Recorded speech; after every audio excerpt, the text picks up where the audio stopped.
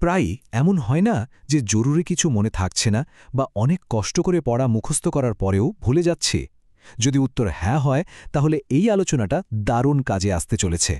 কারণ এখানে এমন ৩টা সহজ ব্রেন এক্সারসাইজ দেখানো হবে যা স্মৃতিশক্তিকে কয়েক গুণ বাড়িয়ে দিতে পারে। চলুন শুরু করা যাক। শুনলে অবাক হবেন যে শুধু আঙুলগুলো একটা বিশেষ ভঙ্গিতে রাখলেই আইকিউ আর মেমরি পাওয়ার রকেটের গতিতে বাড়তে পারে। হ্যাঁ, একদম ঠিকই শুনছেন। অবিশ্বাস্য মনে হচ্ছে, তাই না? কিন্তু এর পেছনে কিন্তু একটা দারুণ সায়েন্টিফিক কারণ আছে। ব্যাপারটা কি আসলেই সত্যি? বিশ্বাস হচ্ছে না, তাই তো? আচ্ছা, এর পেছনের বিজ্ঞানটা জানলেই কিন্তু পুরো ধারণাটাই পাল্টে যাবে। চলুন তাহলে সেই কারণটাই একটু খুঁজে দেখি। আমাদের চারপাশে দুই ধরনের স্টুডেন্ট কিন্তু প্রায়ই দেখা যায়।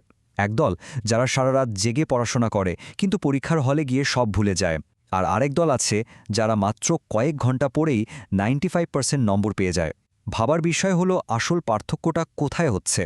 পার্থক্যটা আসলে পরিশ্রমে না, পার্থক্যটা হলো ব্রেন পাওয়ারে। আর ভালো খবর হলো, দিনে মাত্র 5 মিনিট সময় দিয়ে কিন্তু আমাদের ব্রেনকে নতুন করে গড়ে তোলা সম্ভব। চলুন দেখে নেই কিভাবে। আচ্ছা, আমাদের প্রথম টেকনিকটার নাম হলো কালার ট্রিক। মাঝে মাঝে হয় না, ব্রেন একদম কাজ করতে চায় না, খুব অলস লাগে। ঠিক সেই সময়ে ফোকাস বাড়ানোর জন্য এটা একটা দারুণ ওয়ার্কআউট। এবার স্ক্রিনের দিকে খুব মন দিয়ে দেখতে হবে।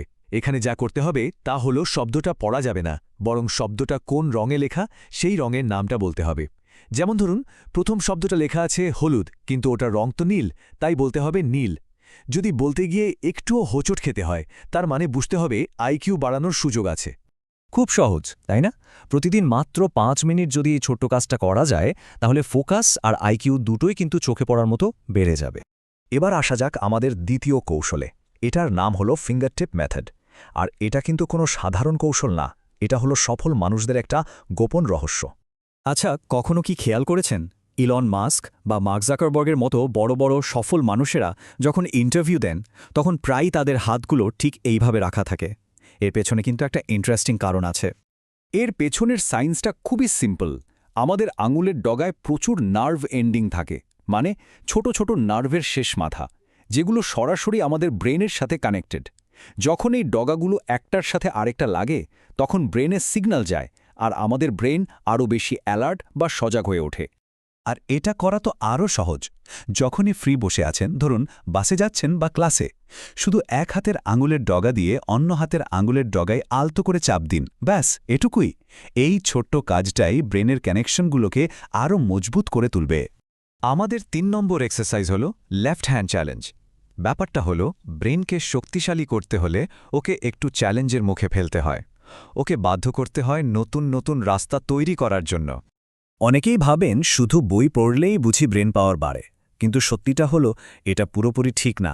ব্রেনকে আসলে মাঝে মাঝে একটু কঠিন বা হার্ড সিচুয়েশনে ফেলতে হয়। আর এর জন্য আহামরি কিছু করতে হবে না। এই এক্সারসাইজগুলোকে বলে নিউরোবেক।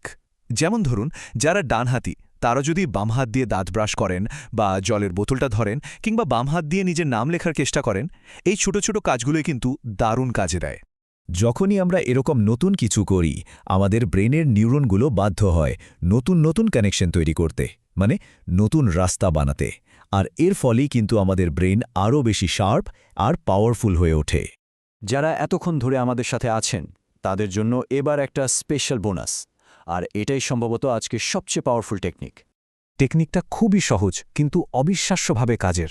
প্রতিদিন রাতে ঘুমোতে যাওয়ার ঠিক আগে শুধু 5 মিনিটের জন্য চোখ বন্ধ করুন, আর সকাল থেকে রাত পর্যন্ত কি কি করেছেন পুরো দিনটাকে মনে মনে একবার রিপ্লে করুন, একদম ঘুম থেকে ওঠা থেকে শুরু করে ছোট বড় প্রত্যেকটা ঘটনা। বিশ্বাস হচ্ছে না? আচ্ছা, একটা চ্যালেঞ্জ নিন। মাত্র 7টা দিন এই কাজটা করে দেখুন। বাজি ধরে বলা যায়, নিজের মেমোরি পাওয়ারের উন্নতি দেখে নিজেই অবাক হয়ে যাবেন। তো অনেক তো জ্ঞান দেওয়া হলো, এবার একটা ফাইনাল টেস্ট হয়ে যাক, কি বলেন? চলুন এবার সবার ব্রেন আর হাতের কোঅর্ডিনেশনটা একটু চেক করে নেওয়া যাক। চ্যালেঞ্জটা খুবই মজার।